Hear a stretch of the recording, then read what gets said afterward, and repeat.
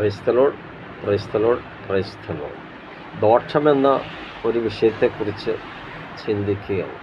യോഹന്നാൻ്റെ സുവിശേഷം 15-ാം അധ്യായം 18-ാമത്തെ വചനത്തിൽ ലോകം നിങ്ങളെ വെറുക്കുന്നുവെങ്കിൽ നിങ്ങൾക്ക് മുൻപേ എന്നെ വെറുത്തിരിക്കുന്നു. യേശു കർത്താവ് പറയുകയാണ്, ലോകത്തോട് പറയുകയാണ്, ലോകം നിങ്ങളെ ദോഷിക്കുന്നുവെങ്കിൽ, നിങ്ങൾക്ക് ദോഷം നിരൂപിക്കുന്നുവെങ്കിൽ അതിനേക്കാൾ മുൻപ് എന്നെ അവർ വെറുത്തിരിക്കണം.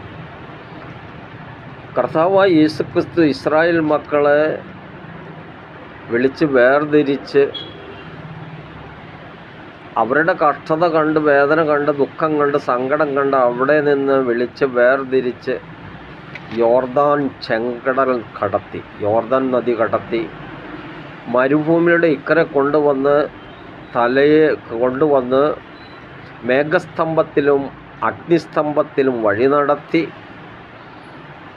മന്നയും കാടപ്പക്ഷിയും ആഹാരം ധാരാളമായി കൊടുത്തു, പാറയിൽ നിന്ന് വെള്ളം കൊടുത്തു. എന്നിട്ടും അവർ യേശു കർത്താവിനെക്കുറിച്ച് പിറുപിറുപ്പും പരാതിയും വിഷയങ്ങളും എല്ലാമായി.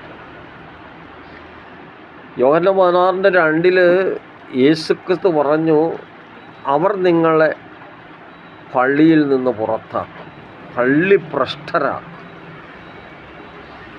കർത്താവായ യേശുക്രിസ്തു പള്ളി ഭ്രഷ്ടരാക്കുമെന്ന് അത് പറയുക മാത്രമല്ല, അവൻ്റെ ജീവിതത്തിൽ അവനെ പുറത്താക്കുവാനായിട്ട് അവർ തുടങ്ങുന്നത് നമുക്ക് കാണുവാനായിട്ട് അവർ ദോഷം നിരൂപിച്ചു. മാത്രവുമല്ല, ഇങ്ങനെയാണ് മഹാപുരോഹിതൻ ഉത്തരം പറയുന്നതെന്ന് പറഞ്ഞ് മഹാപുരോഹിതൻ്റെ കൂടെയുള്ളവർ കർത്താവായ യേശുക്രിസ്തുവിൻ്റെ ചെകിട്ടത്തടിച്ചു.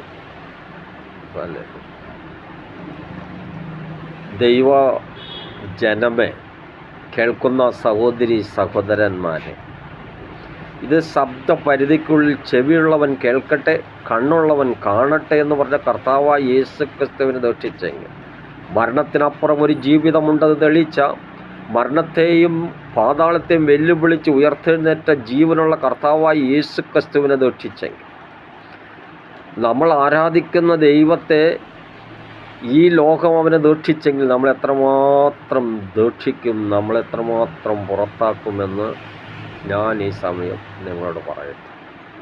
അതുകൊണ്ട് നിങ്ങൾ കർത്താവിലേക്ക് മാറണം, രക്ഷകനിലേക്ക് മാറണം. കർത്താവ് നമ്മെ ഓരോരുത്തരെയും അനുഗ്രഹിക്കട്ടെ.